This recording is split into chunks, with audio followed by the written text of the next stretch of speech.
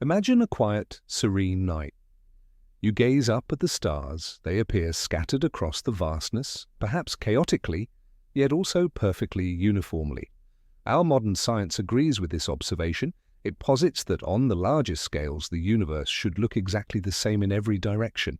But what if I told you that wasn't true?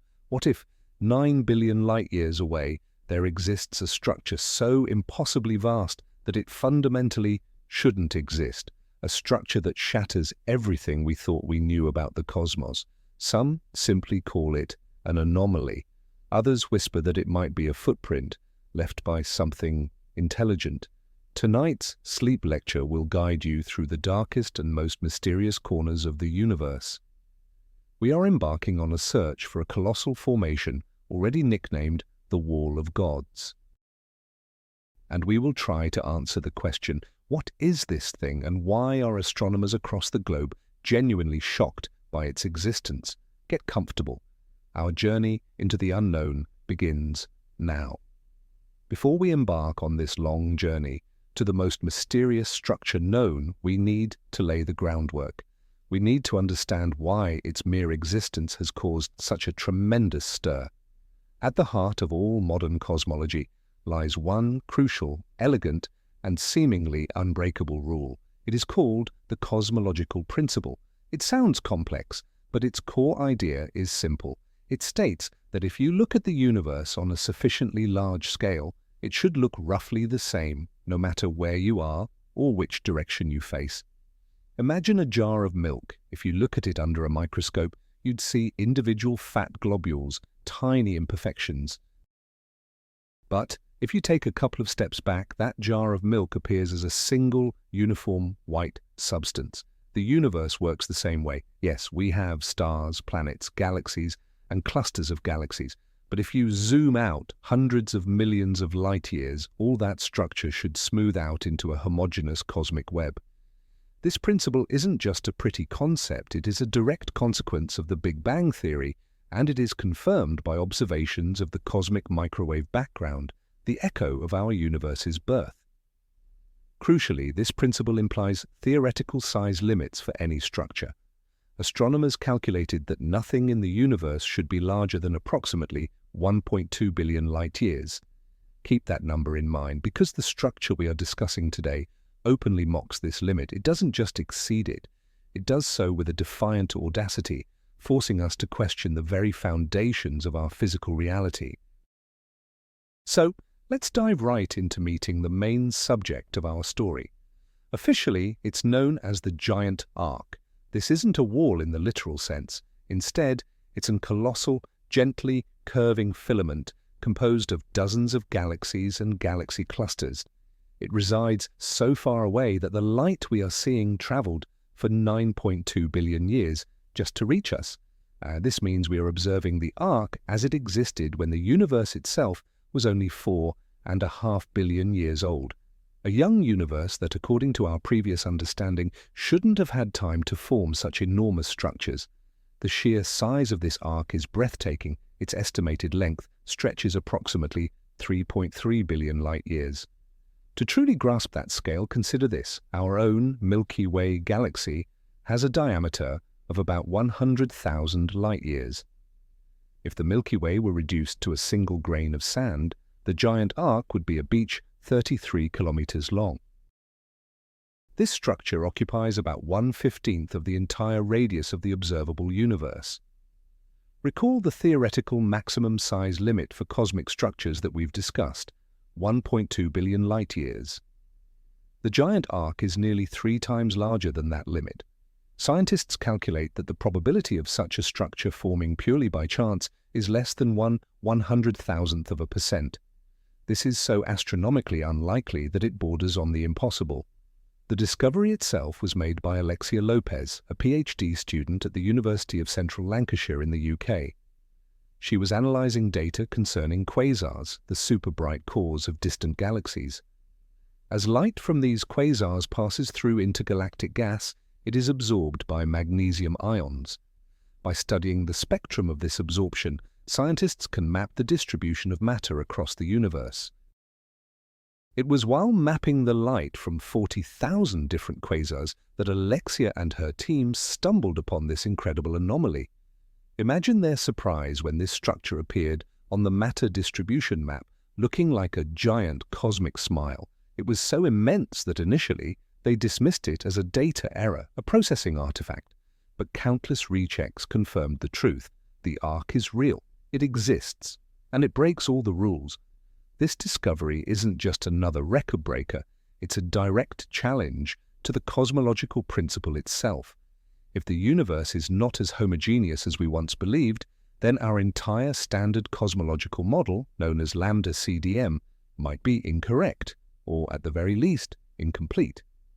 This is the equivalent of discovering that the laws of physics operate differently in the next room over. The giant arc is forcing us to fundamentally rethink the very foundations of our understanding of the cosmos. Let's take a deeper look at the fundamental challenge presented by the giant arc. The cosmological principle, as established, rests on two key pillars: homogeneity and isotropy. Isotropy means the universe appears the same regardless of the direction we observe. Homogeneity dictates that the universe appears the same from any vantage point. These two fundamental tenets underpin all of modern cosmology. The standard model, known as lambda CDM, describes a universe composed of dark energy, dark matter, and ordinary baryonic matter. This model successfully accounts for a wide range of observations, from the cosmic microwave background, CMB, to the accelerated expansion of the universe. Crucially, the entire structure is built on the premise that matter is distributed uniformly across vast scales. The model predicts that following the Big Bang, tiny quantum fluctuations in density began to collapse under the influence of gravity. Over eons, they formed the structure we now call the cosmic web. This is a massive interconnected network made up of threads or filaments which connect the massive galaxy clusters. Between these structures lie immense empty regions, the voids, where galaxies are almost entirely absent. This structural picture is consistently confirmed by both computational modeling and observational data. However, even within this cosmic web, there is a predicted scale limit. Lambda CDM simulations indicate that the largest possible walls and filaments should not exceed a threshold of 1.2 billion light-years. Yet the giant arc is far more than just a large filament.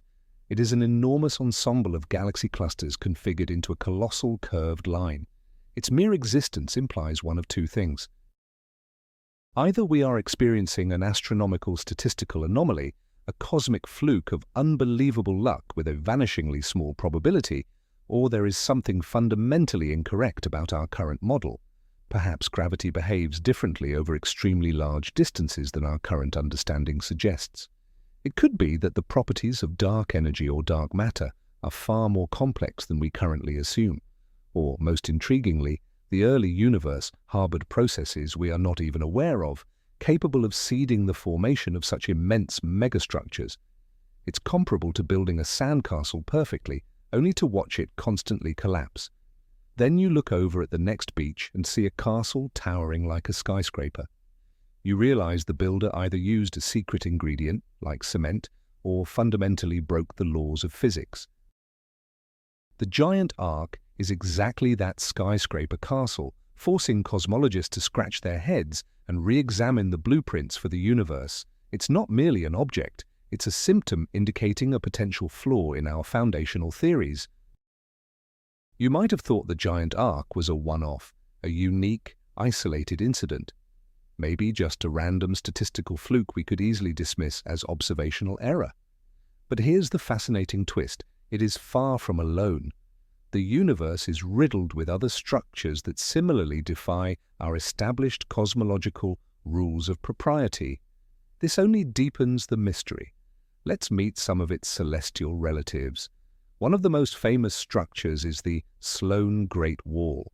Discovered in 2003 as part of the Sloan Digital Sky Survey, this is a colossal filament of galaxies spanning about 1.4 billion light-years. At the time of its discovery, it was the largest known object in the universe. Even back then, it exceeded the theoretical size limit, although perhaps not as dramatically as the giant arc does today. Its mere existence ignited fierce debates in the scientific community. Some argued it wasn't a single, unified, gravitationally bound structure, but simply a chance alignment of smaller filaments that just appeared as one line from our perspective on Earth. Even if that were the case, such a configuration still looked suspiciously well-ordered. But the story gets even bigger. In 2013, astronomers analyzing the distribution of gamma-ray bursts, the most powerful explosions in the universe, serving as excellent beacons to highlight its most distant corners, discovered something even more enormous. In the constellations of Hercules and Corona Borealis, they found a region with an abnormally high concentration of these bursts. This structure was dubbed the Hercules Corona Borealis Great Wall. Its estimated size is simply staggering, nearly 10 billion light-years across. That is almost a tenth of the entire observable universe. If its existence is definitively confirmed, this wouldn't just be a crack in the foundation of cosmology, it would imply that our entire foundation is built on sand. The sheer scale of this wall contradicts the standard model so severely that many scientists remain highly skeptical, often pointing to systematic observational errors or misinterpretation of the data.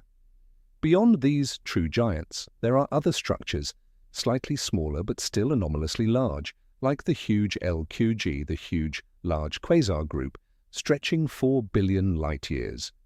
All of these objects, including our giant arc, form a kind of cosmic club of defiance. They seem to have conspired to show us that the universe, on the largest scales, is far more complex and structured than we ever imagined. This is no longer a single anomaly, it is a profound series of anomalies. And when anomalies begin to form a pattern, that's a clear hint of a deeper truth, a new physical law that scientists must now race to uncover. So we are faced with an undeniable fact. Structures exist in the universe that, according to our best current theories, simply shouldn't. The scientific community cannot afford to ignore this. Therefore, various hypotheses are currently being actively developed to try and explain this profound phenomenon. Let's examine the most plausible, or at least the most scientifically grounded among them. The first, and arguably the most boring, hypothesis is that this is simply a statistical fluctuation. Put simply, we just got lucky. The universe is vast, and even the most improbable events must occur somewhere, sometime. Perhaps the giant arc is merely the cosmic equivalent of winning the lottery 100 times in a row. While theoretically possible, the practical probability of this happening approaches 0. The scientists who discovered the arc estimated this likelihood at 1 in 100,000. This means we would need to observe 100,000 regions of the universe of a comparable size just to find one structure like the arc. Given that we are already observing other similar anomalies, attributing everything to a simple coincidence is becoming increasingly difficult. The second hypothesis, which is far more intriguing, involves what are known as cosmic strings. These are hypothetical objects thought to have emerged in the very first moments after the Big Bang. Imagine water freezing. As ice forms, defects or cracks sometimes appear within it. Cosmic strings are thought to be similar, but on the scale of the entire universe. They are extremely thin, yet incredibly dense and massive, filaments of energy left over from phase transitions in the early cosmos. Theory suggests that these strings possessing colossal gravity could have acted as seeds for the formation of supermassive structures. Galaxies and gas would be drawn to these strings like iron filings to a magnet, forming elongated filaments far exceeding the size of those that could arise purely through standard gravitational forces. If this hypothesis holds true, the giant arc could represent the first direct observational evidence of cosmic strings. This would be a Nobel Prize-level discovery, confirming many aspects of string theory and physics beyond the standard model. However, the existence of cosmic strings remains purely theoretical for now. We have not observed any of their other predicted manifestations, for example, the specific distortions they should leave in the cosmic microwave background radiation. Therefore, while beautiful, this hypothesis demands rigorous proof. Searching for answers within the framework of known physics is always the essential first step. These ongoing efforts clearly illustrate how seriously scientists are taking the profound challenge posed by the giant arc. As we continue exploring scientific explanations, we must consider the possibility that our foundational understanding of gravity, or even the basic composition of the universe, is fundamentally incomplete. What if the issue isn't random chance or exotic objects like cosmic strings, but rather the very rules of the cosmic game? Our third hypothesis involves modifying the theory of gravity itself. Einstein's general relativity works brilliantly at the scale of our solar system and even individual galaxies, but we have never tested it with the same precision across distances spanning billions of light years. Perhaps gravity behaves differently across these colossal distances. Alternative theories exist, such as MOND, or modified Newtonian dynamics, or theories involving extra dimensions, which propose that gravitational interaction might actually strengthen over immense scales. If this were true, the formation of giant structures could proceed far more efficiently than the standard model predicts. This could explain both the giant arc and the Hercules Corona Borealis Great Wall without needing to invoke exotic new physics. However, modifying the theory of gravity is an extremely serious undertaking.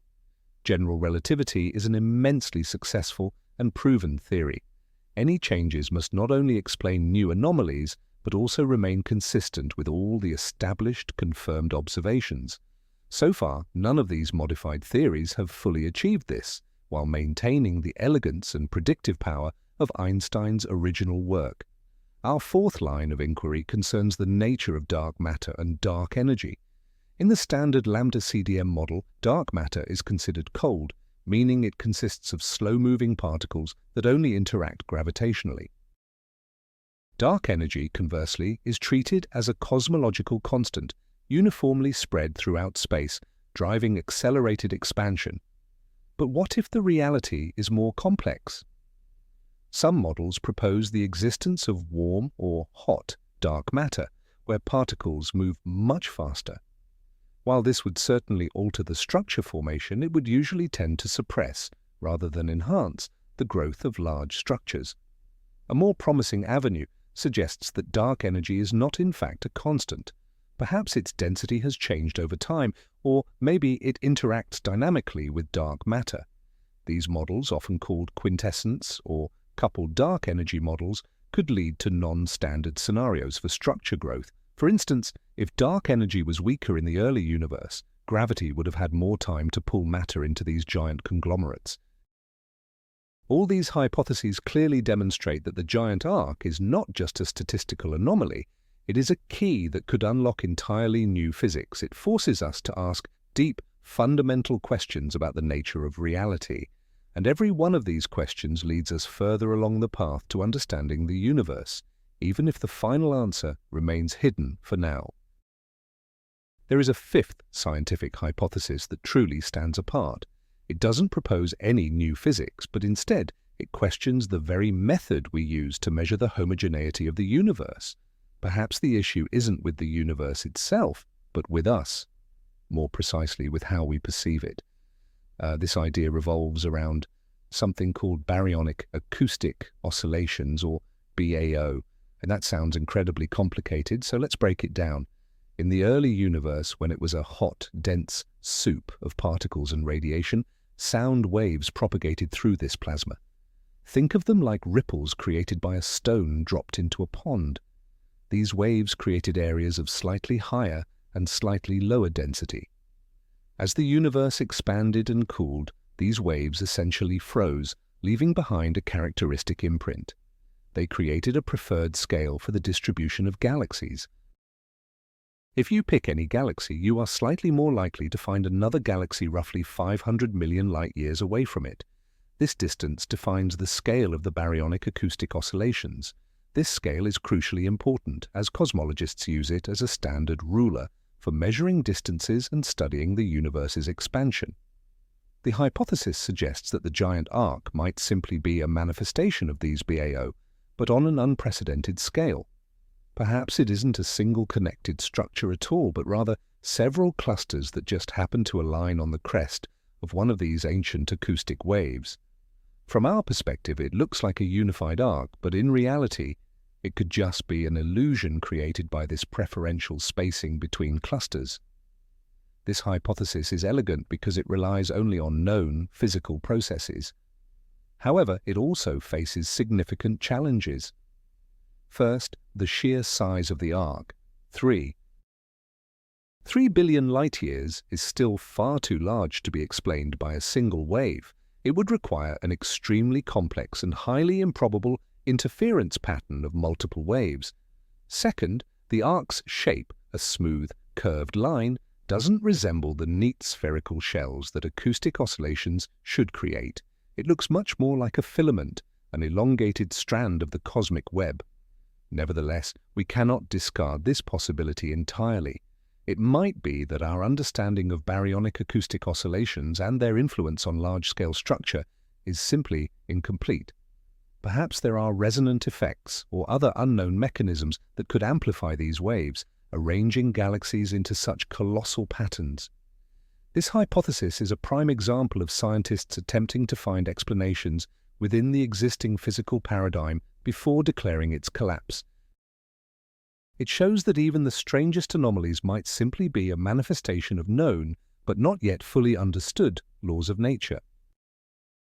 But for a moment, let's set aside the strict scientific hypotheses and indulge in a bit of pure speculation.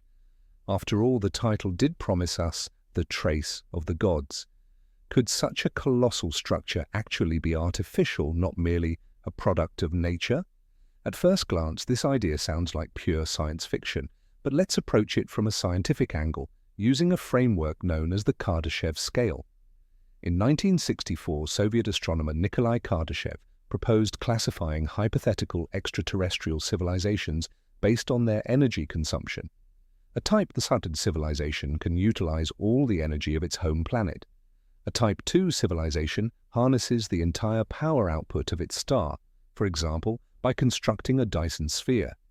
A Type 3 civilization is something truly unimaginable. It controls the energy of its entire galaxy. Such a civilization would be capable of projects on a truly cosmic scale, moving stars, creating artificial worlds, or fundamentally restructuring the galaxy itself.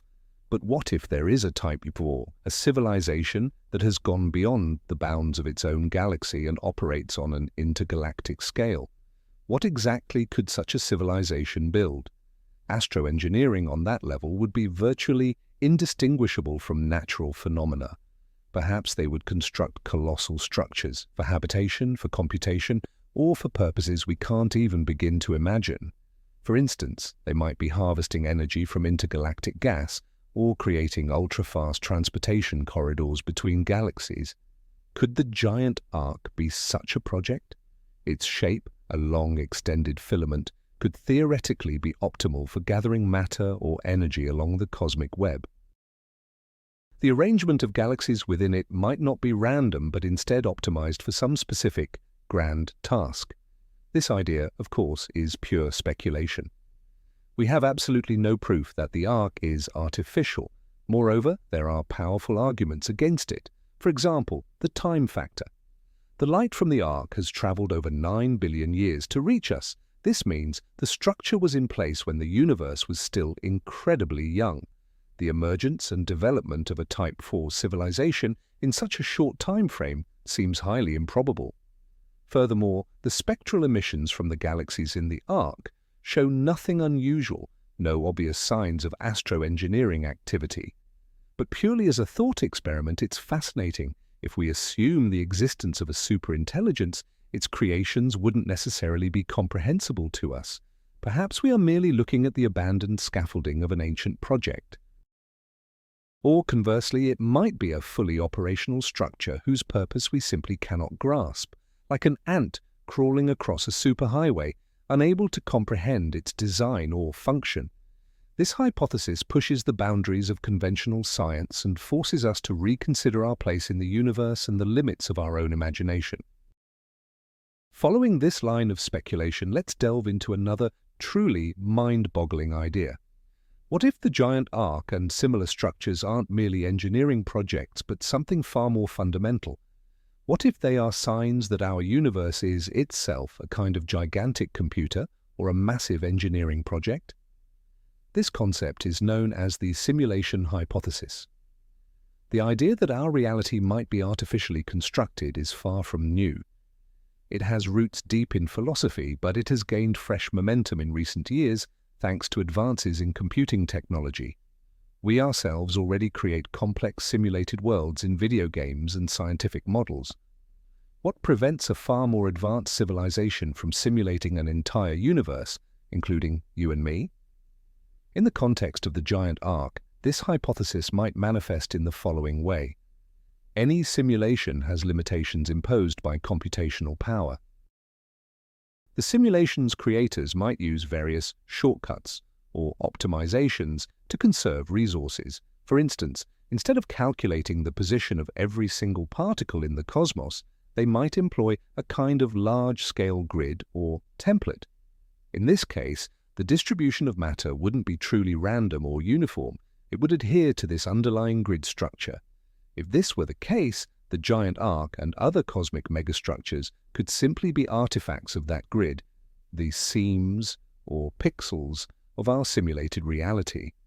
They shouldn't exist according to the physical laws within the simulation, but they do exist as a manifestation of the simulation's more fundamental hardware level.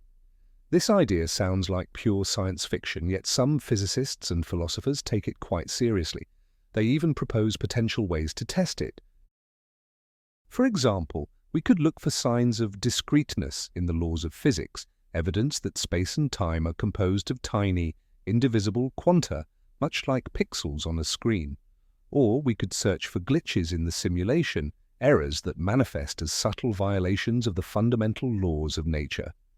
Could the giant arc be one such glitch? Or, conversely, perhaps it's not a malfunction, but a deliberately left sign, a signature from the creators. Maybe they intended for us, upon reaching a certain level of development, to discover these structures and realize that the world is not as simple as it seems. Of course, this is largely a philosophical exercise. The simulation hypothesis is inherently almost unfalsifiable. Any evidence presented against it can easily be reinterpreted as part of the simulation itself. But it is valuable because it pushes the boundaries of our thinking, reminding us that the most obvious things, such as the fundamental nature of reality, might turn out to be completely different from what we perceive. Let's take a step back from the theoretical realm of simulation hypotheses and turn our attention to more grounded yet equally crucial questions. How exactly does the process of discovery and verification for objects like the giant arc actually happen? It's not as simple as pointing a telescope and seeing it. This is the result of painstaking work involving massive data sets. It all starts with sky surveys. Projects like the Sloan Digital Sky Survey, SDSS, or the more contemporary Dark Energy Survey, DES, methodically scan the heavens for years, measuring the position and properties of millions, even billions, of galaxies. They construct gigantic three-dimensional maps of the universe. But these maps are not the final product. They are raw data that must be processed.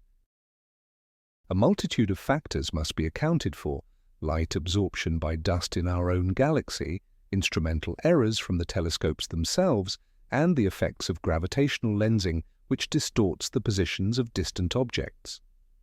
Once the data is cleaned, the really interesting part begins: the search for structures.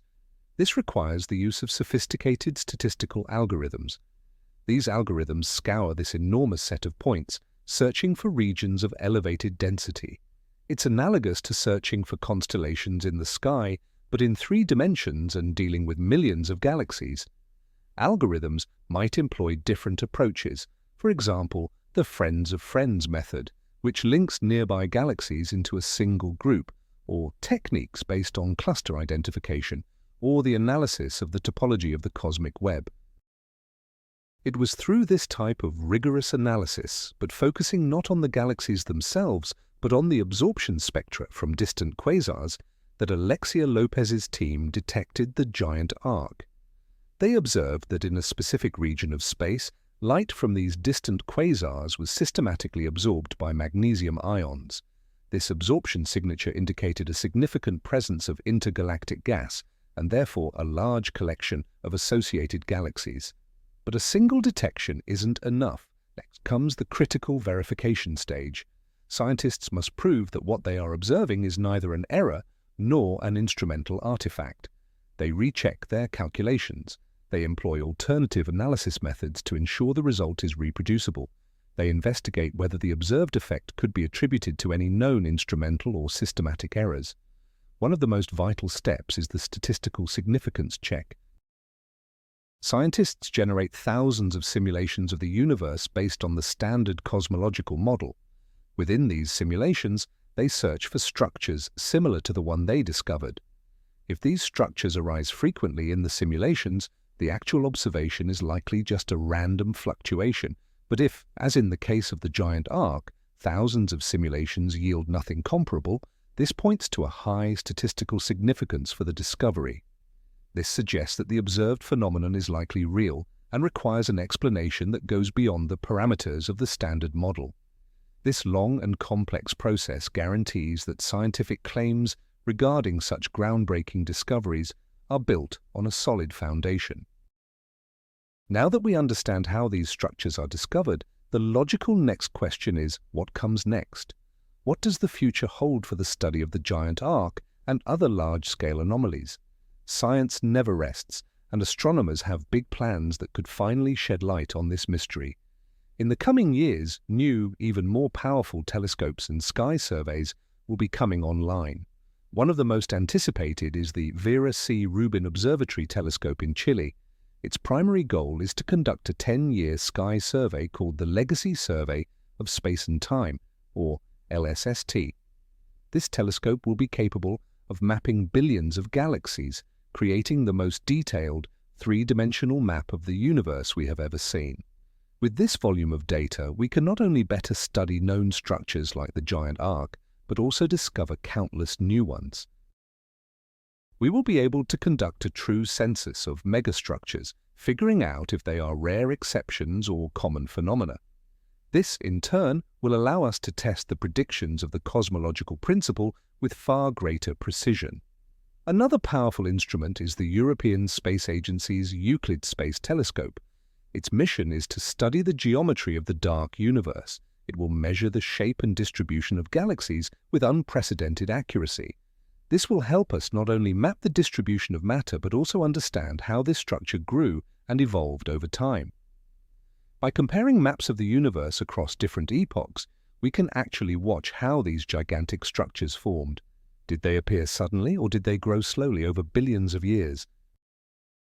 The answer to this question could help us choose between competing theories, for example, distinguishing between cosmic string theory and models involving modified gravity. Furthermore, other observational methods will assist in this effort. For instance, studying the cosmic microwave background radiation using future space missions will allow us to search for traces left behind by gigantic structures or exotic physical processes in the early universe. And new generation gravitational wave detectors may even be able to directly register the ripples in spacetime caused by cosmic strings, if they truly exist. Thus, the coming decade promises a true revolution in cosmology. We are moving from merely detecting isolated anomalies to their systematic, comprehensive study. The giant arc and its relatives will stop being mere curiosities and will become objects of intense scientific investigation.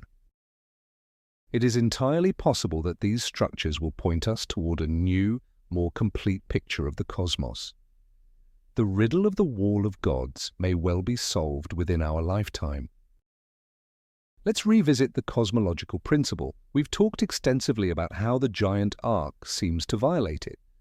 But what if this principle was never an absolute truth, but merely a convenient simplification all along? What if the universe is actually fractal? The idea of a fractal universe isn't new. As far back as the 20th century, astronomers and mathematicians like Benoit Mandelbrot suggested that the distribution of galaxies might be self-similar. This means that the patterns we observe on small scales, galaxy clusters, are repeated on larger scales indefinitely. In a fractal structure, there is no preferred scale.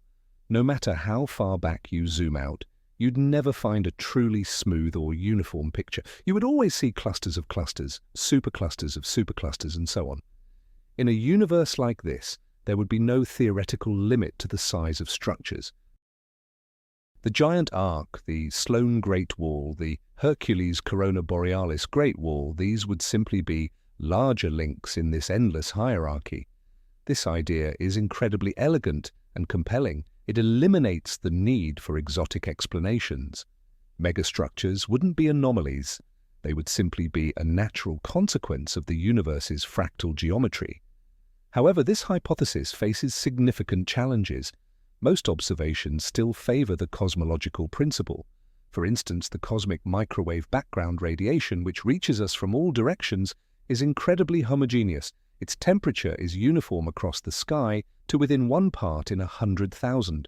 This is powerful evidence that the early universe was nearly perfectly uniform. It's difficult to imagine how a perfectly homogeneous initial state could evolve into a fully fractal structure across all scales.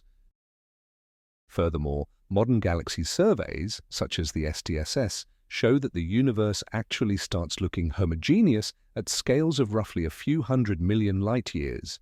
If fractality exists, it appears to end at this level.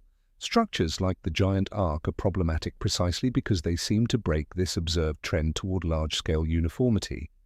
Nevertheless, the debate over the universe's fractality continues.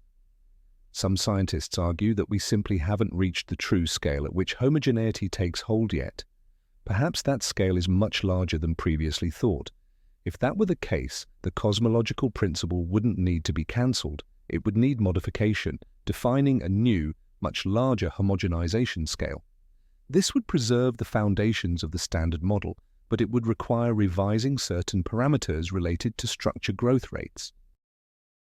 So perhaps the giant arc isn't a rule breaker, but a teacher, pointing us toward the true scale of uniformity in our cosmos. Let's explore the philosophical and worldview implications of the discovery of the giant arc.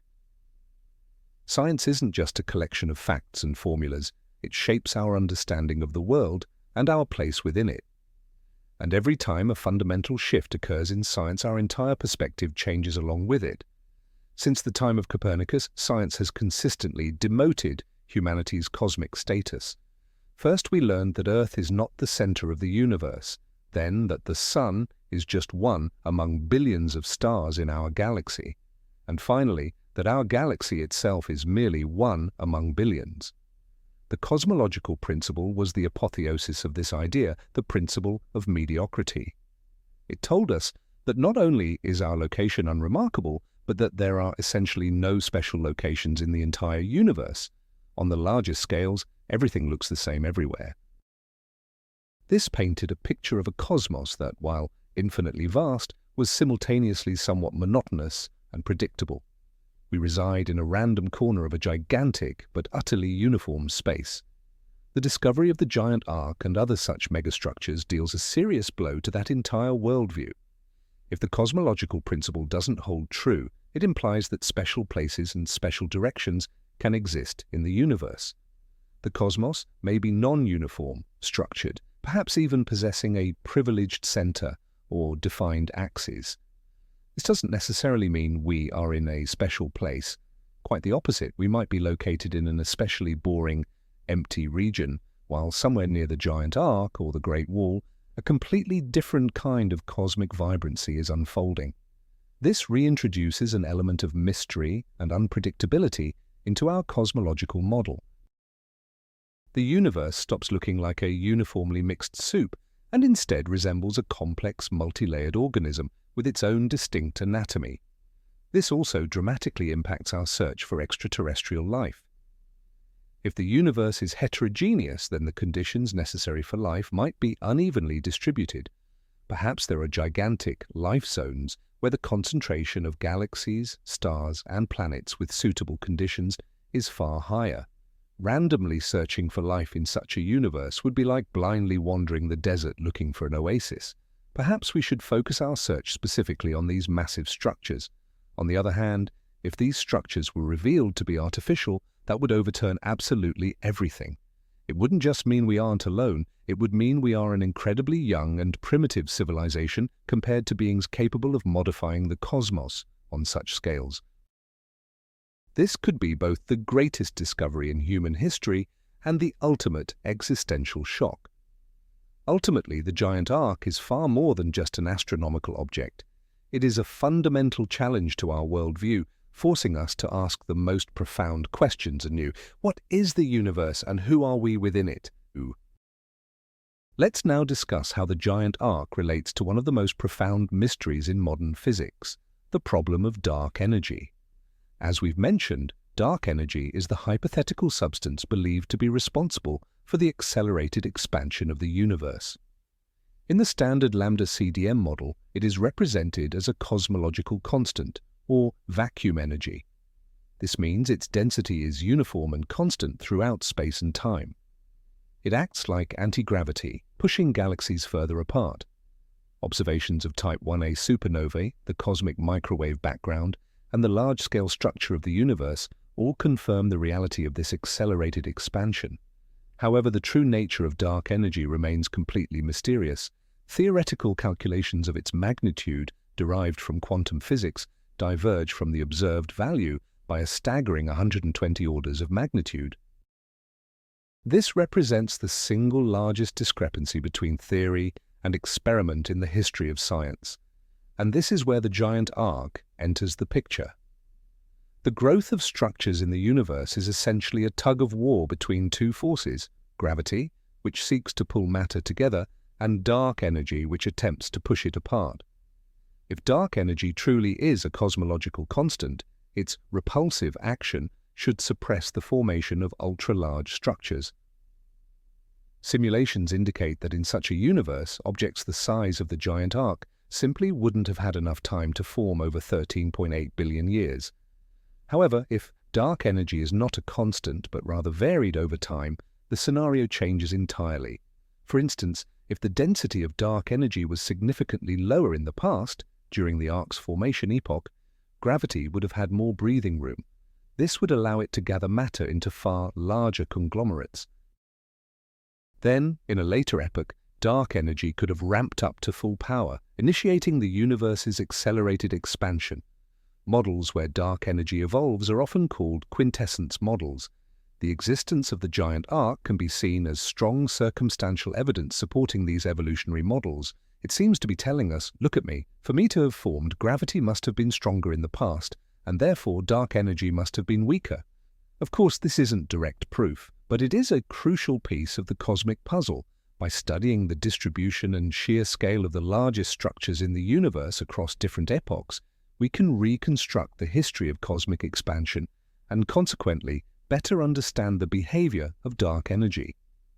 The giant arc, located over 9 billion light-years away, gives us a unique snapshot of the universe in its adolescent period. And that snapshot suggests this adolescent was far more structured and muscular than we previously anticipated. This forces us to re-examine our understanding of the force that drives its growth today. Dark energy isn't the only cosmic enigma. Dark matter presents another deep mystery in cosmology, and the giant arc might hold crucial clues about it too. Dark matter is thought to make up about 27% of the universe's mass energy content. It doesn't emit, absorb, or reflect light, which is why we can't observe it directly. We only know it exists through its gravitational influence on normal, visible matter. In fact, dark matter's gravity prevents galaxies from flying apart and forms the underlying scaffolding of the cosmic web, the structure onto which ordinary matter subsequently clings. In the standard model, as we've discussed, dark matter is categorized as cold, CDM, or cold dark matter. This means it is composed of heavy, slow-moving particles. This model successfully explains the formation of structures at the scale of galaxies and clusters. But, as we are now seeing, it runs into trouble at the very largest scales. It simply cannot account for the existence of the giant arc. What if the nature of dark matter is far more complex? Alternative models do exist. For instance, warm dark matter, WDM, consists of lighter, faster-moving particles. While WDM suppresses the formation of small-scale structures like dwarf galaxies, it could also impact large-scale structure, although perhaps not in the exact way required to fully explain the arc. A more intriguing possibility is that dark matter might interact with itself, or even with dark energy. In the standard model, it interacts only through gravity. However, if it possessed other, weaker interactions, this could lead to novel effects.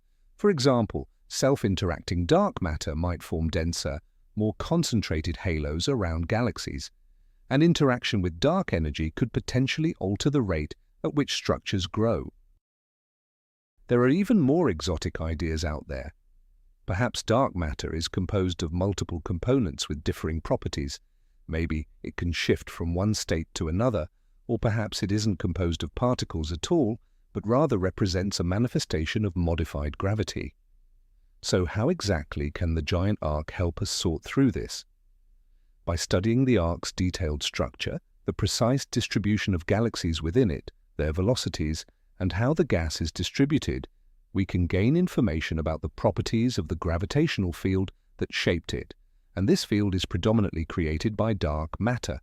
If we find that the density of matter within the arc is not distributed in the way the cold, dark matter model predicts, that would be a powerful argument in favor of alternative theories.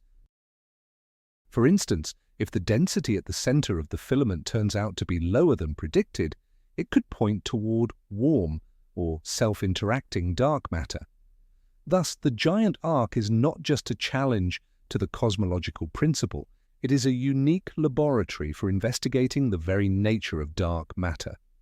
Its colossal size magnifies any deviations from the standard model, making them far more discernible to our telescopes.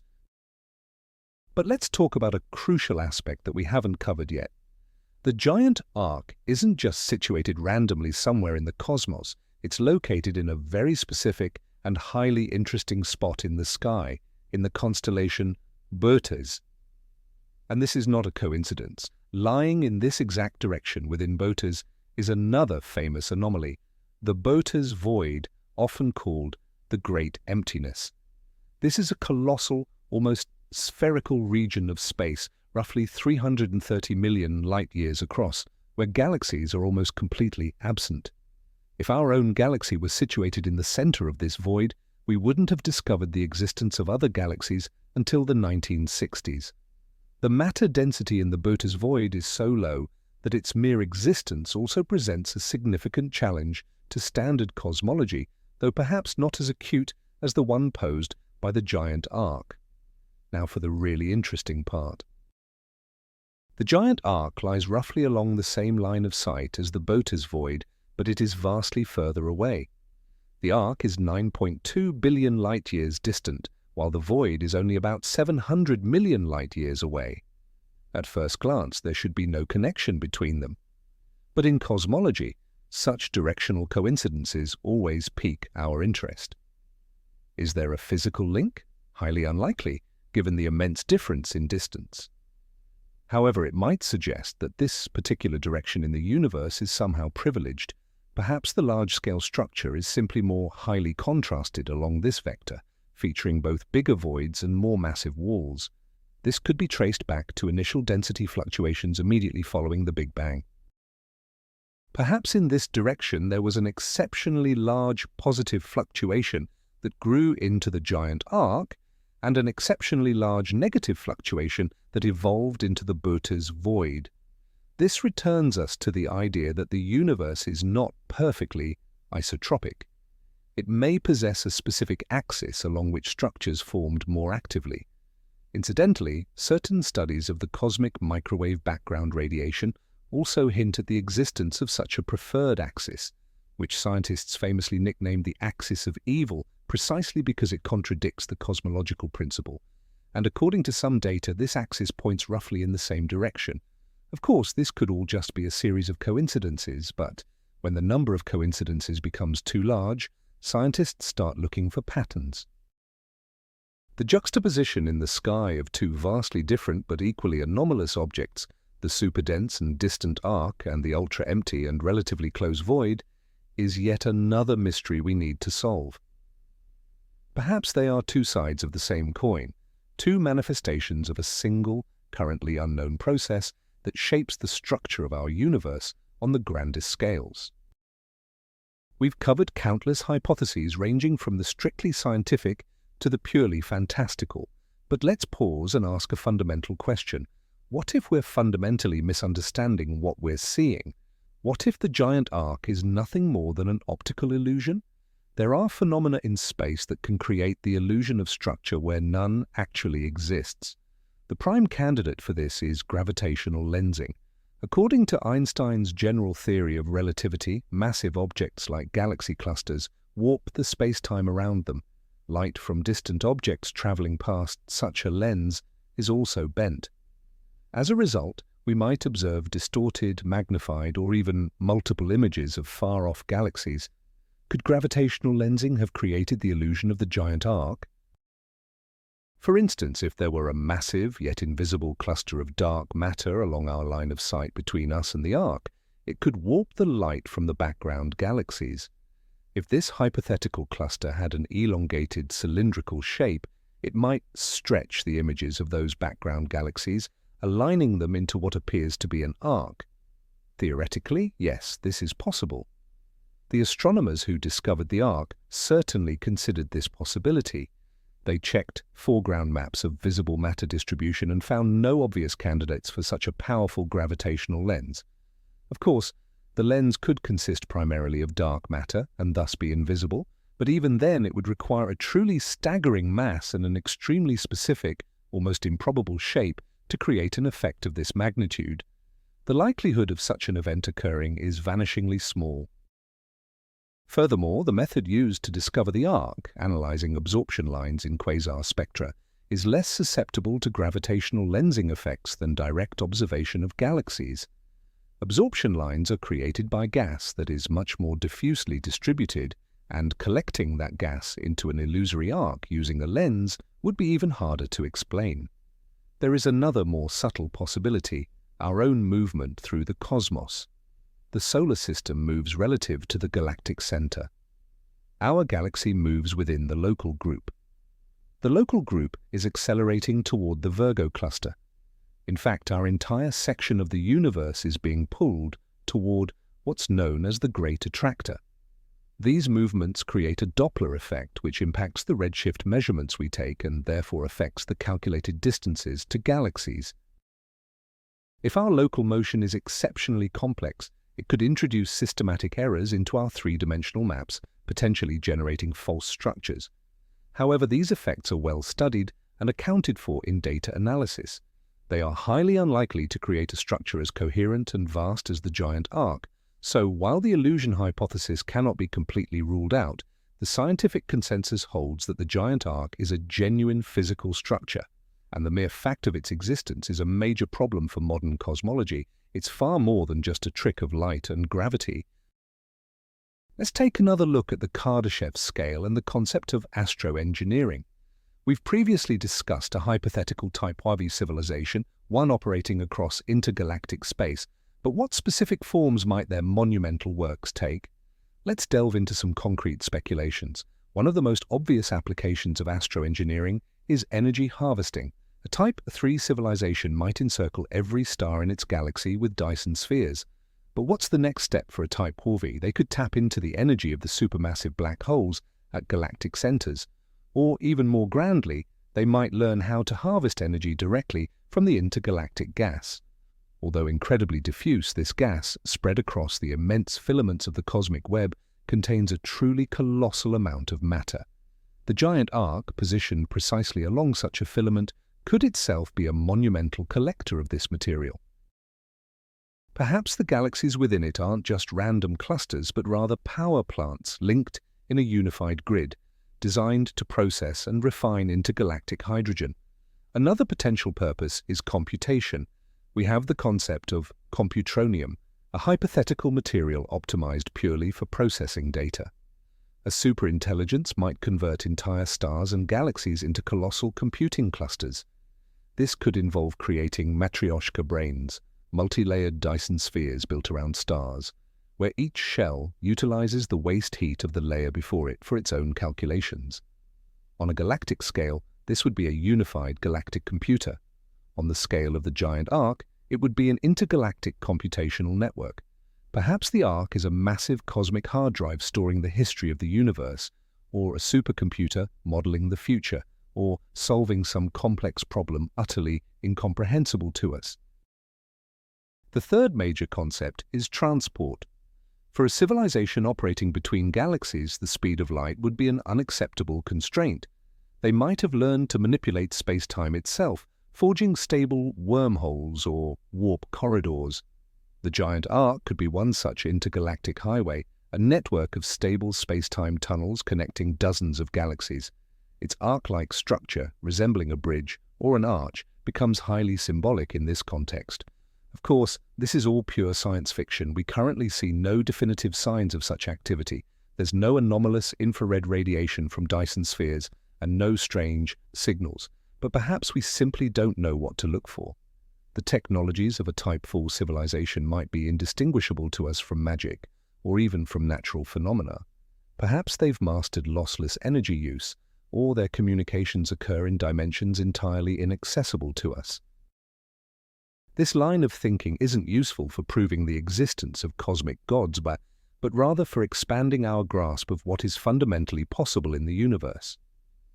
It reminds us that an absence of evidence is not evidence of absence, and that the cosmos may hide things that exceed not just our technology, but the very limits of our current imagination. Let's now approach this issue from a different angle entirely. We won't focus on physics or astronomy, but rather on the methodology of science itself. How exactly does the scientific community react to anomalies like this? This process is crucial and highly revealing for understanding how science truly operates. The initial reaction to a finding like the giant arc is almost always one of healthy skepticism. Most scientists are highly reluctant to toss out well-established theories. Their immediate assumption is that an error has occurred, perhaps an error in observation, data processing, or statistical analysis.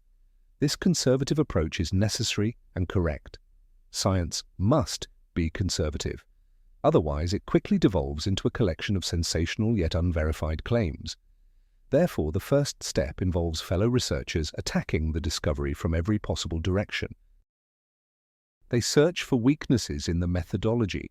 They propose alternative interpretations of the data that don't require abandoning the standard model. They try to reproduce the result using different data sets or alternative methods.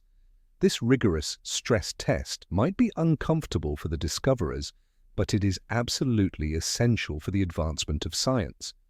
If the finding withstands this criticism, if independent research groups confirm its existence, then skepticism gradually gives way to genuine interest.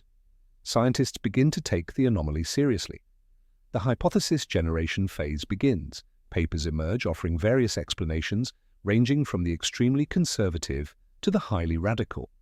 Some try to fit the anomaly into the existing theory by making slight modifications. Others propose entirely new paradigms. Scientific conferences, debates, and disputes erupt. This phase can last years, sometimes even decades.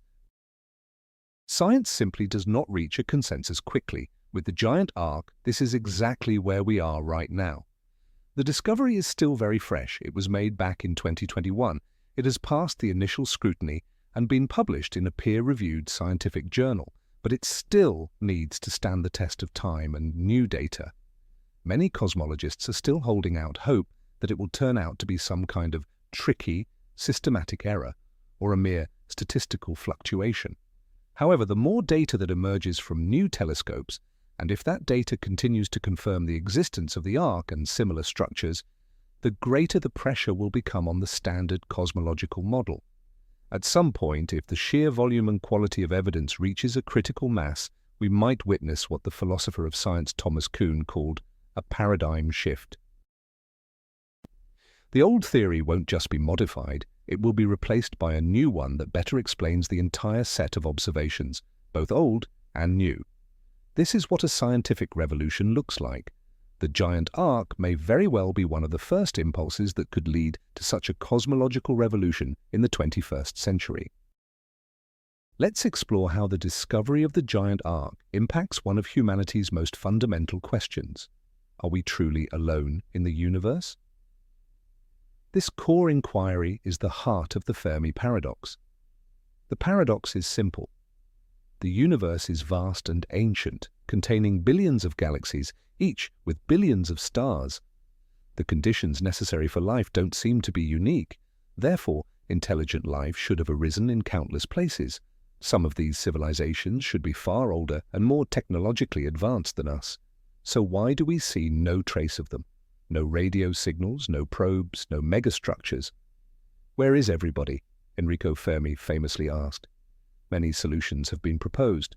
Perhaps life itself is rare. Perhaps intelligent life is rare. Maybe civilizations self-destruct before achieving interstellar travel, the great filter hypothesis. Maybe they simply choose not to communicate with us. Or perhaps we are just looking in the wrong places for the wrong things. This is where the giant arc offers some compelling new perspectives. First, if the cosmological principle doesn't hold true and the universe is fundamentally inhomogeneous, then life itself may be unevenly distributed. Perhaps our corner of the cosmos is a deep province, a cosmic Siberia, where conditions are unfavorable for the emergence of complex civilizations. Maybe the true capital city life is thriving near the giant arc, where the density of galaxies, matter, and essential elements is far higher. In this scenario, we don't see them because they are too far away, and we live in a zone of silence. Second, let's revisit the idea of megastructures. The Fermi paradox assumes we should see the technological fingerprints of super-civilizations. But what if we are seeing them, yet failing to recognize them? What if the giant arc itself is such a fingerprint? We look for radio signals while they build structures spanning billions of light-years. The sheer scale of their engineering might be so enormous that we mistake it for a natural cosmic phenomenon. This would be the ultimate form of cosmic camouflage, not hiding, but being so vast and obvious that it wouldn't occur to anyone that it was artificial. We could call this solution to the Fermi paradox the hypothesis of obviousness. They aren't hiding, they are everywhere. The entire large-scale structure of the universe is their garden, their city, their computer. And we are just ants crawling across the sidewalk, wondering why the patterns in the concrete are so strange. This idea is, of course, highly speculative, even slightly terrifying, but it forces us to consider that our current anthropocentric approach to searching for extraterrestrial intelligence may be fundamentally flawed. We are looking for something that looks like us. Perhaps we should start looking for something that looks like nothing we can possibly imagine. Let's consider another crucial aspect: time itself.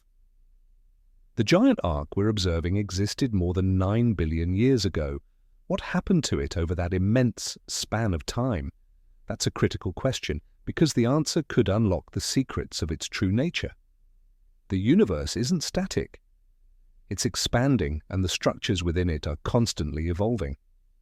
9 billion years, more than twice the age of our solar system, is enough time for a lot to have happened to the arc. Scenario 1. If the arc was a gravitationally bound structure, then gravity should have done its work over that time. The galaxies within it would have continued pulling toward one another, making the entire structure denser and more compact. It might have even collapsed into a few gigantic superclusters of galaxies.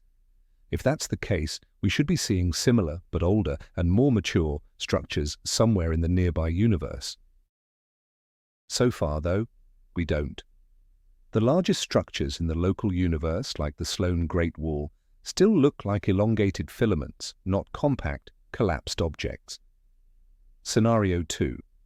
If the arc wasn't gravitationally bound, if it was just a random alignment of galaxies or the result of some early universe process like a cosmic string, then its fate would have been very different. The accelerated expansion of the universe, driven by dark energy, works hard to pull apart any structures that aren't strongly held together by gravity. Over 9 billion years, dark energy should have had a significant impact on the arc. It might have stretched it out, making it far less conspicuous. The constituent galaxies could have drifted so far apart that today we wouldn't recognize them as a single, cohesive structure. If this is true, then we are seeing the arc at a unique moment in its history, at the peak of its prominence. This could explain why we don't see equally gigantic structures in the nearby universe. They may have already dissolved under the influence of dark energy.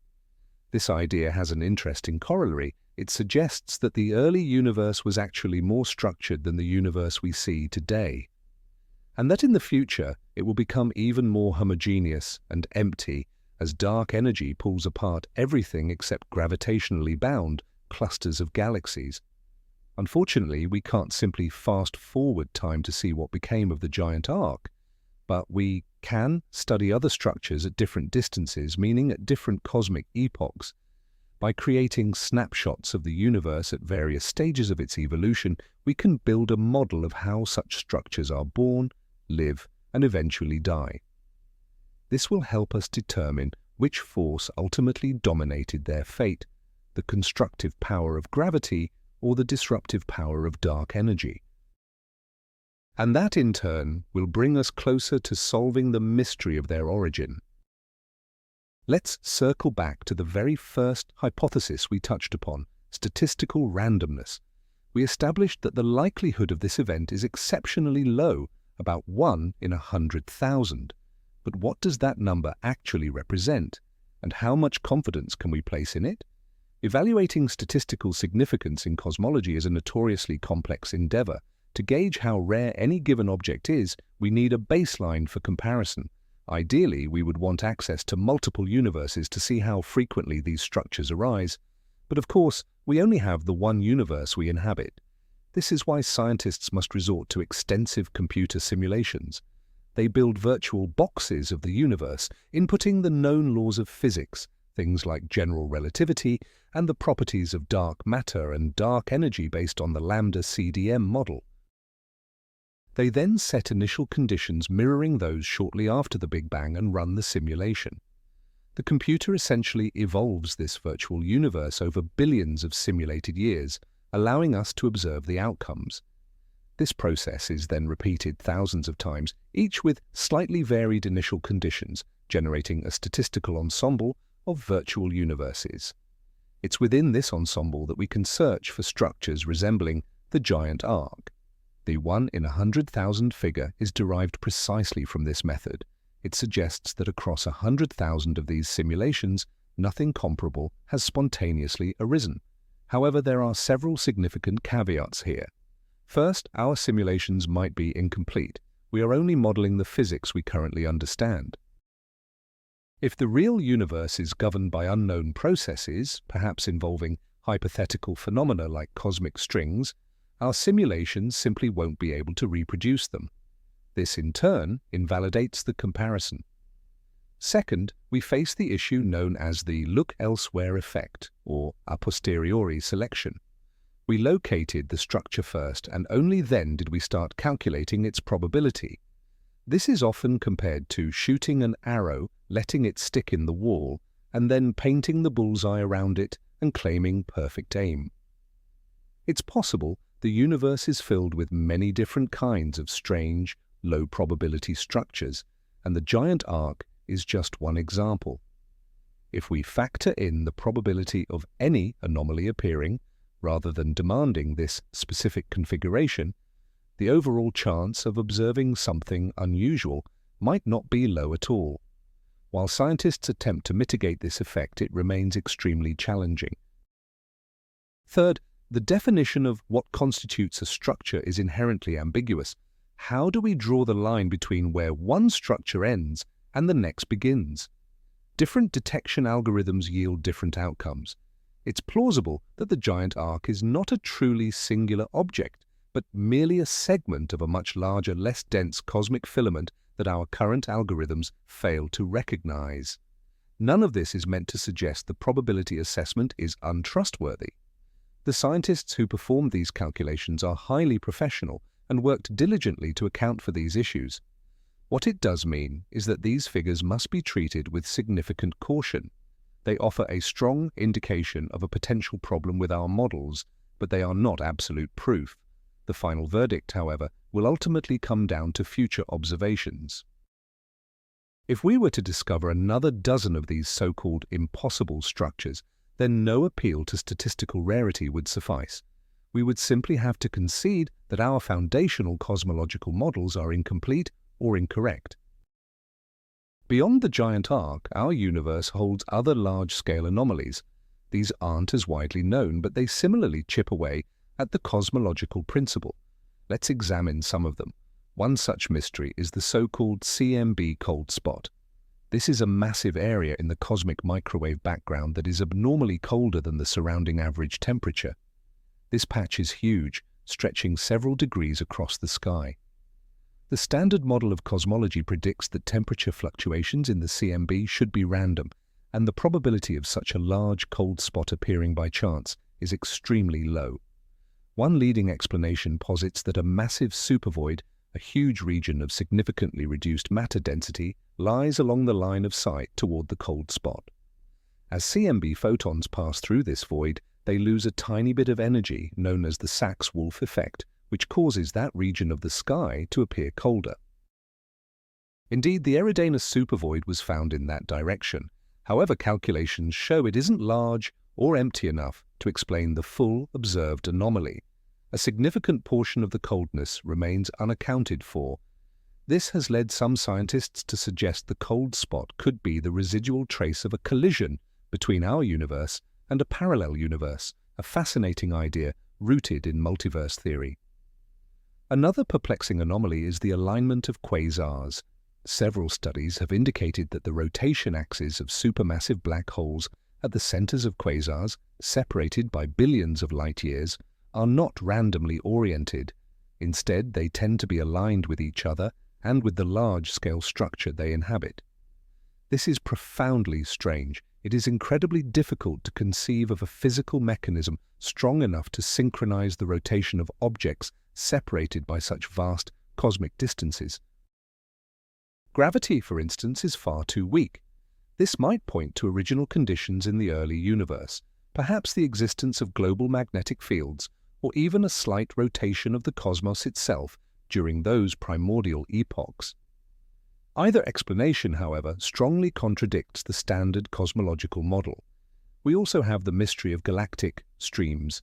Observations suggest that entire clusters of galaxies are moving at anomalously high velocities in the same direction, as if being pulled by something enormously massive lying outside our observable universe. This phenomenon has been dubbed the dark flow.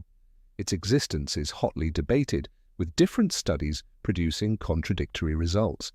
But if the dark flow proves real, it would represent a direct violation of the cosmological principle. All these anomalies, the cold spot, the quasar alignments, the dark flow, and of course, giant structures like the arc, paint a consistent picture, a universe that is far stranger, more enigmatic, and more highly structured than we have previously imagined. They act like tiny cracks appearing on the smooth wall of the standard cosmological model, and every single crack could signal the beginning of a major collapse of the old theory and the foundation of a brand new one. Let's turn our attention back to Alexia Lopez, the PhD student who made this incredible discovery. Her story is a perfect illustration of how major breakthroughs happen in modern science. We are no longer in the era of lone geniuses staring through telescopes in isolated observatories. Today, science is first and foremost about data, massive, gargantuan data sets. The project Alexia was working on is the Sloan Digital Sky Survey, or SDSS.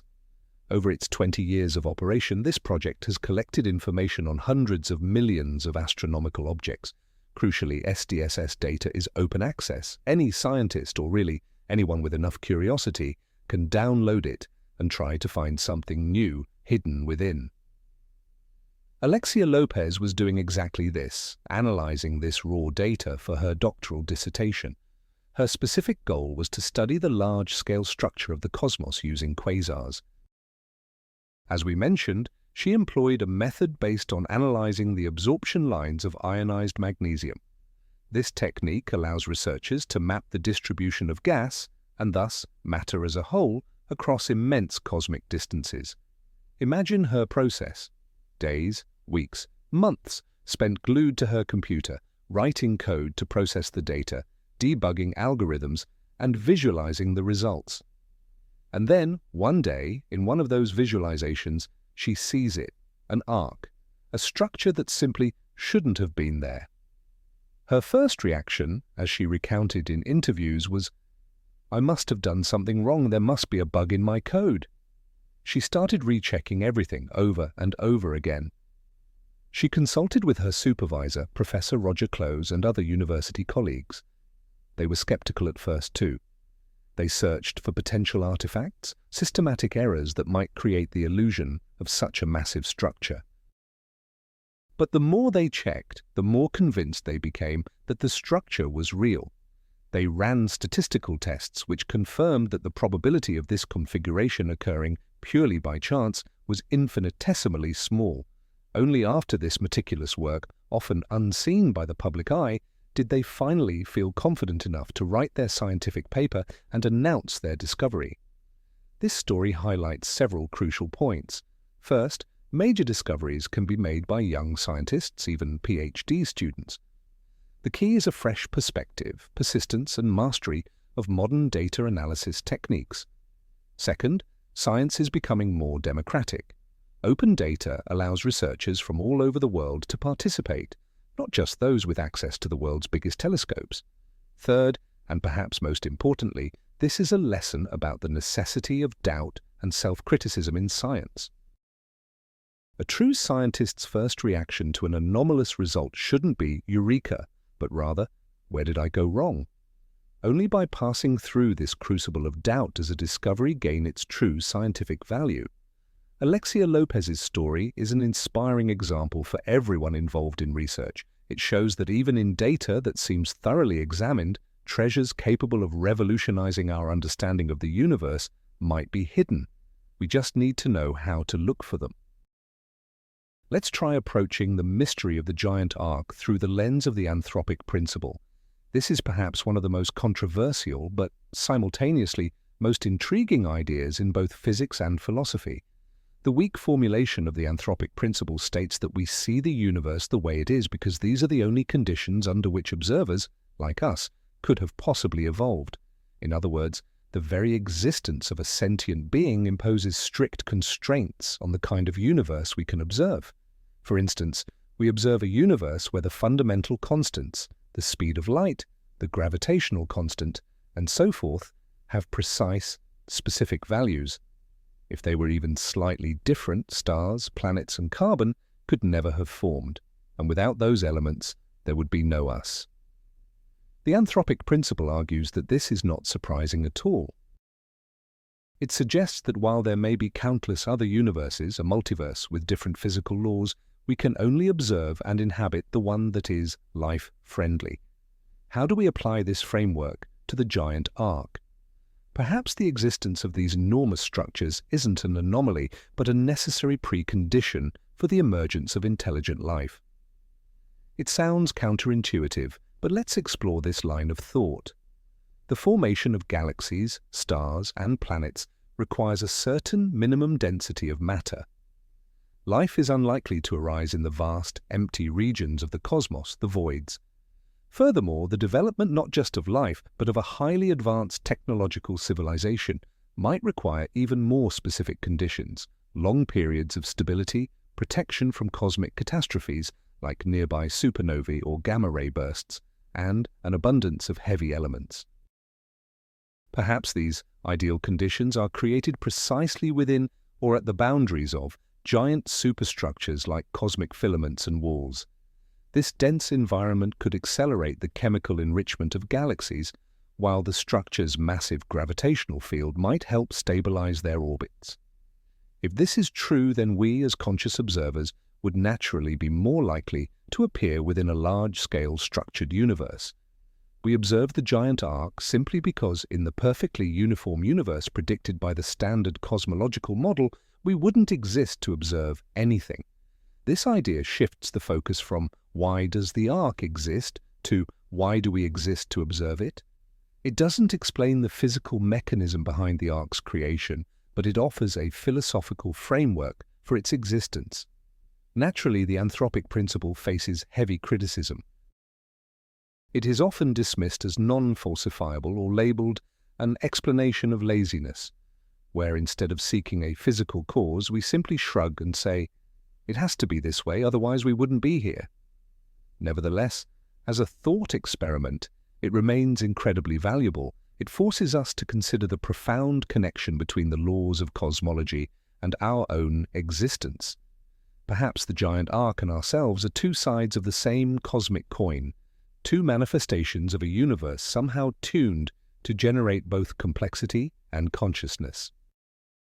Let's imagine what the sky might look like if we were situated inside the giant arc.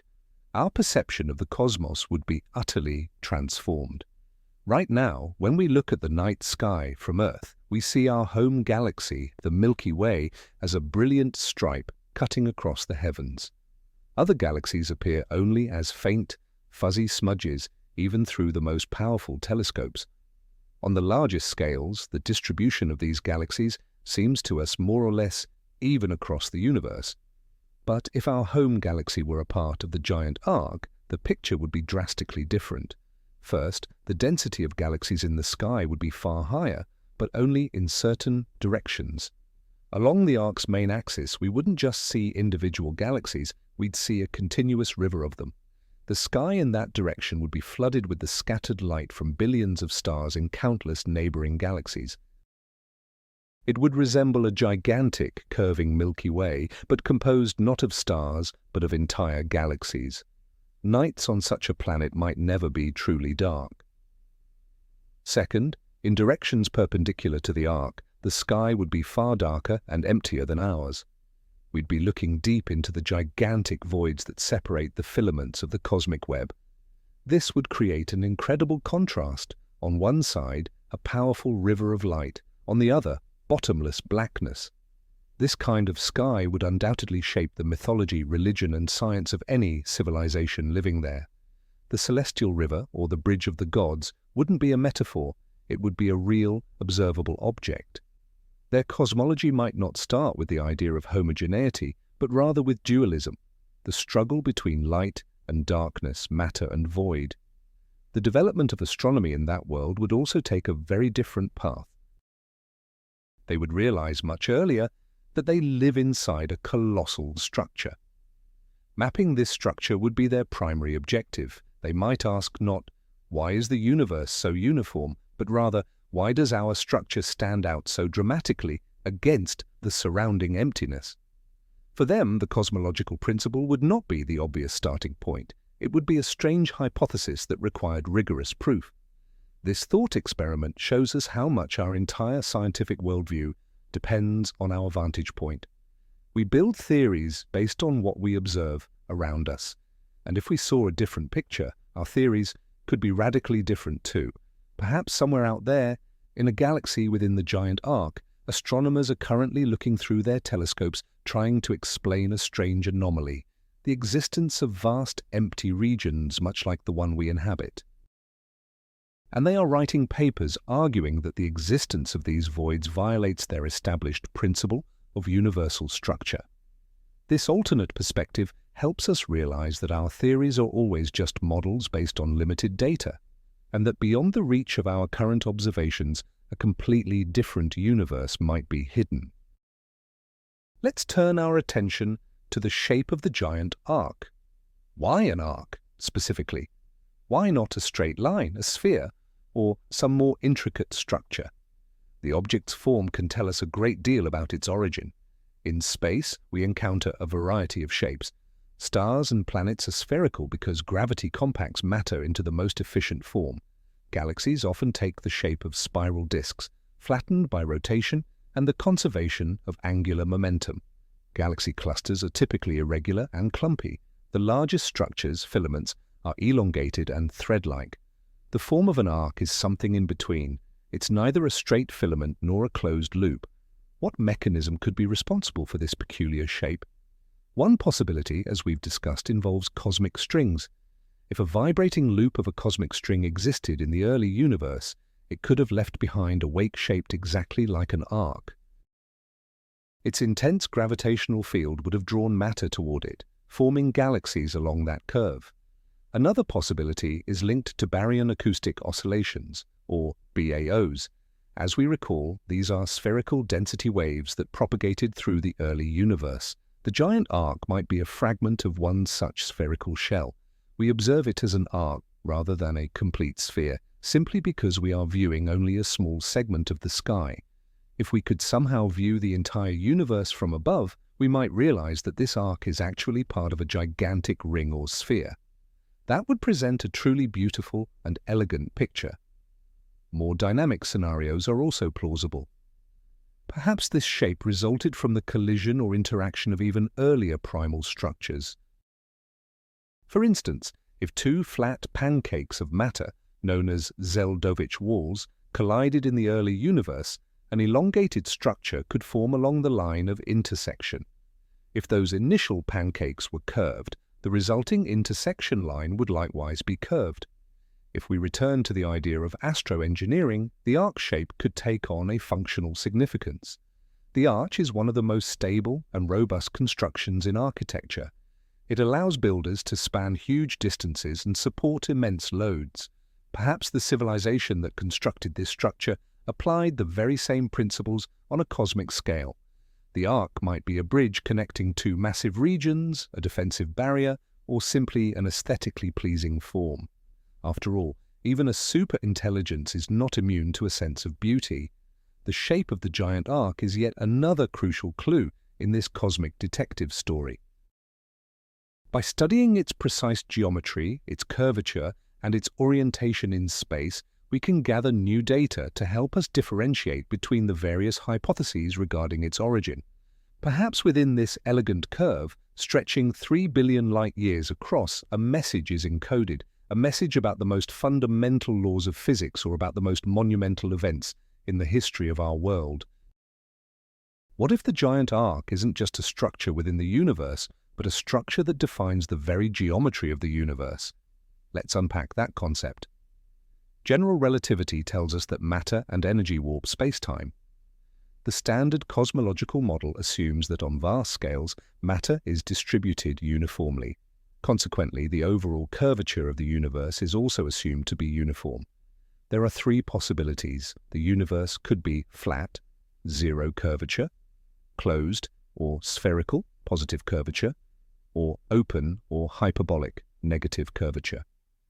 Current observations, particularly of the cosmic microwave background, CMB, indicate with high precision that our universe is extremely close to flat. But this is the global averaged curvature. What if, on a localized yet still enormous scale, the curvature varies dramatically? The existence of a massive structure like the giant arc must induce a significant localized warping of spacetime. It essentially dents the fabric of the cosmos. Perhaps the cosmological principle is violated not only in the distribution of matter, but also in the geometry of space itself. This radical idea forms the basis of several unorthodox cosmological models. For instance, in so-called topological cosmology, the universe might possess a complex, non-trivial topology. It wouldn't just be an infinite plane, it could be shaped like a gigantic donut, a torus, or have an even more intricate form. In such a universe, we might observe ghost images of objects seeing the same galaxy in different directions because its light traveled distinct paths around the cosmos. The giant arc could be linked to such complex topology. Perhaps it isn't merely an accumulation of matter, but a fundamental fold or seam in the very fabric of spacetime. There is another, even more radical idea stemming from string theory and M theory. These frameworks postulate the existence of extra, hidden dimensions of space.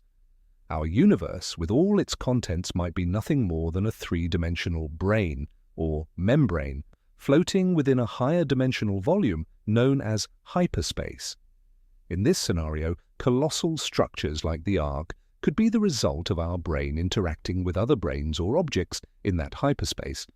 For example, gravity from a different parallel world might be leaking into ours, collecting matter into these massive patterns.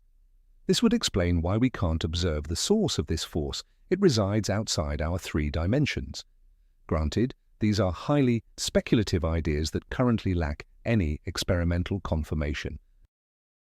But they illustrate how deep the problem posed by the giant arc truly runs. To explain it, we may have to revise not only our understanding of matter distribution across the cosmos, but also our most fundamental concepts concerning space, time, and the very dimensionality of our world. The mystery of the Wall of the Gods may ultimately prove to be a mystery about the nature of reality itself.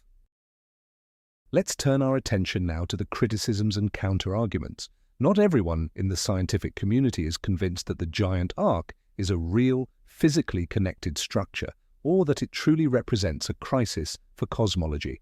What are the skeptics saying? First, as we mentioned, there's the issue of statistical significance. Critics point to what's often called selection bias, or the look elsewhere effect.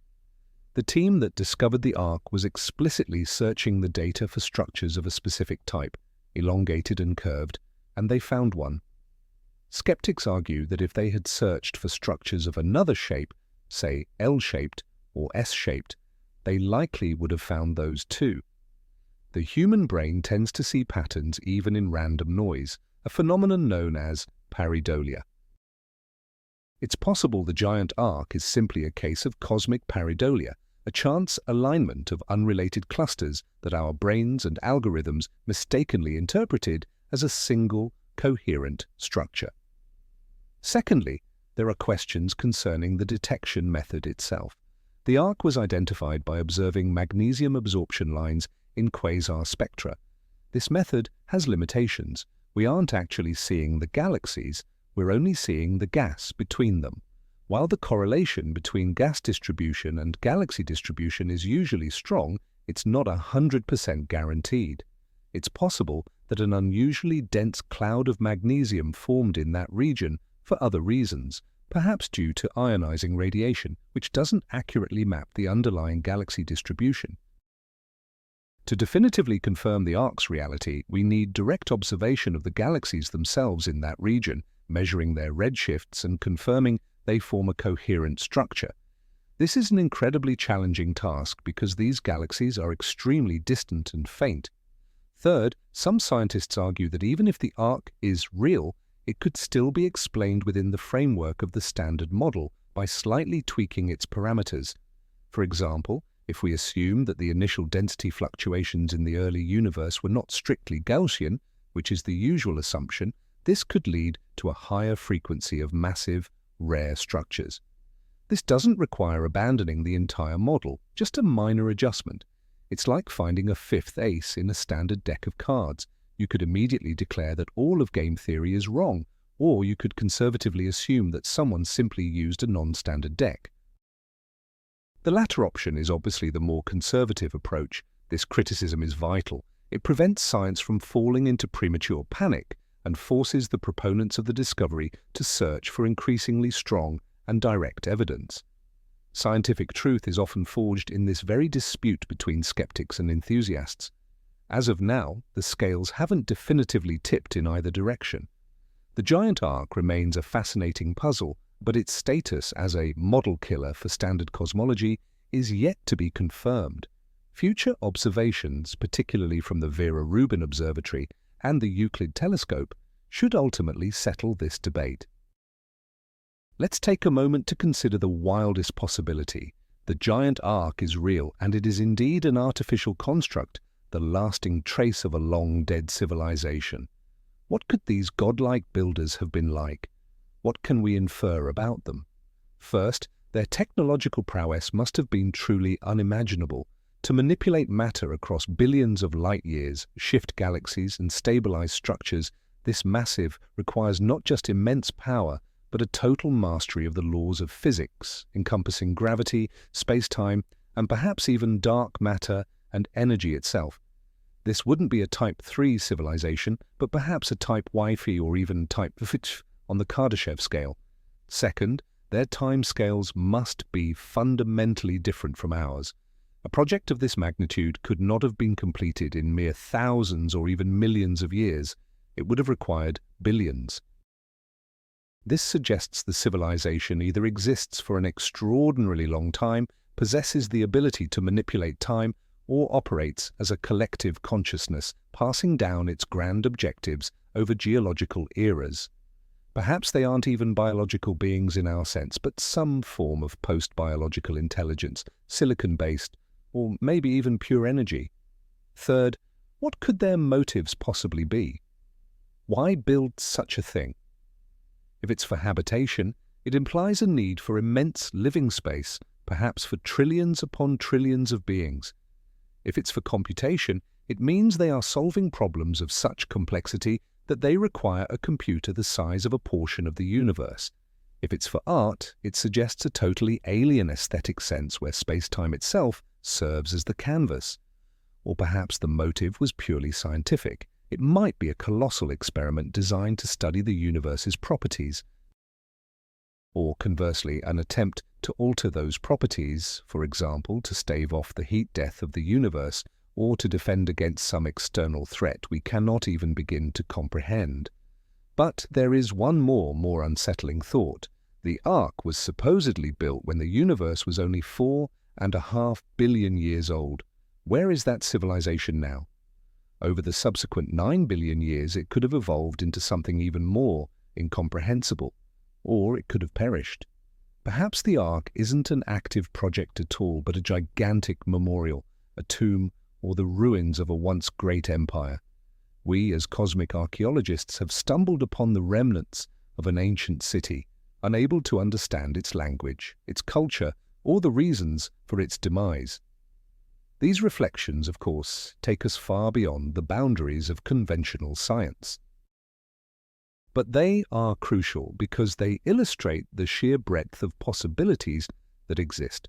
If we ever find proof of a superintelligence, we must be prepared for it to be utterly alien and incomprehensible. And whether the giant ark is real or not, it serves as a powerful reminder that the universe may be far stranger than we can possibly imagine. Let's wrap up this long journey of ours. We started with the cosmological principle, the fundamental idea that the universe is homogeneous and isotropic on the largest scales. This principle is truly the cornerstone of modern cosmology. We then moved on to the giant ark, a colossal structure made of galaxies spanning over 3 billion light-years. Its size is almost 3 times the theoretical maximum allowed by the standard cosmological model. The ark's existence, confirmed with high statistical significance, poses a profound challenge to our current understanding of the universe. We learned that the ark is not alone. There are other abnormally large structures, such as the Sloan Great Wall and the Hercules Borealis Great Wall. Together, they form a veritable club of rule-breakers, hinting that this problem might be systemic. We explored a multitude of possible explanations. On the one hand, the scientific hypotheses, statistical fluctuation, however unlikely, exotic objects such as cosmic strings which could have seeded these structures, modifications to the theory of gravity over large distances, more complex properties of dark matter or dark energy, or perhaps it's a manifestation of baryonic acoustic oscillations on a previously unseen scale. On the other hand, we allowed ourselves to look beyond the edge of science and muse upon more fantastic possibilities. Could the Ark be the creation of a massive Type Y astroengineering civilization? Or perhaps it's an artifact, a seam in the fabric of our simulated reality? We discussed how new telescopes and sky surveys in the near future will help illuminate this mystery, providing a complete census of these megastructures and allowing us to study their properties in detail. We also touched upon the philosophical and worldview implications of this discovery. It undermines the principle of mediocrity, bringing an element of mystery and structure back into the universe. It offers new angles for the Fermi paradox and forces us to reconsider our place in this strange and non-uniform cosmos. The giant ark is a perfect example of how science works. A single observation, one anomaly, can call into question an entire scientific paradigm built up over decades. It compels scientists to doubt, to debate, to propose new ideas, and to build new tools to test them. Regardless of the final explanation, the giant ark has already played its role. It has expanded our horizons and reminded us that the most fascinating things in the universe are the things we don't yet know. It is an invitation to further exploration, a journey into the deepest, darkest corners of our world, where the answers to the most fundamental questions of existence may well await us. So, when you boil it all down to the essentials, what do we have? On one side, we have the standard cosmological model, elegant, coherent, thoroughly tested, and capable of describing almost everything we observe in the cosmos. On the other, we have a growing list of observations that simply do not fit this model. The giant arc is arguably the most blatant and persistent of these rule breakers. It doesn't just slightly disagree with the theory, it screams that there is a massive gap in our understanding of the universe. This is the plot twist we didn't see coming. We thought we had almost completed the map of the cosmos, only needing to fill in a few remaining blank spots. Instead, it turns out there's a gigantic, continent-sized structure appearing right in the middle of our map, tearing up the entire coordinate system. This discovery is not the end of cosmology. It is a spectacular new beginning. This is a challenge that will push physicists and astronomers to work harder, develop new theories, and conduct fresh, ultra-precise observations. Maybe the solution will be simple, a flaw in the data, or perhaps we just got incredibly unlucky with the statistics. Or maybe, just maybe, we are standing on the precipice of a scientific revolution comparable to those brought about by Copernicus, Newton, or Einstein. A revolution that will give us entirely new physics and a completely new worldview. Thank you for spending this time with me diving into this incredible mystery. I hope this lecture didn't put you entirely to sleep, but also gave you plenty of food for thought for the morning. Don't forget to subscribe to the channel, hit the like button, and share this video with your friends who also love space. Now for the main question for you, what do you think? Is it a random statistical fluke of galaxies just happening to line up into an arc? Is it the manifestation of a new, unknown law of physics? Or is it perhaps a grand design, a trace left behind by those very gods? Share your boldest theory in the comments below. Good night, and may you have clear dreams of distant galaxies.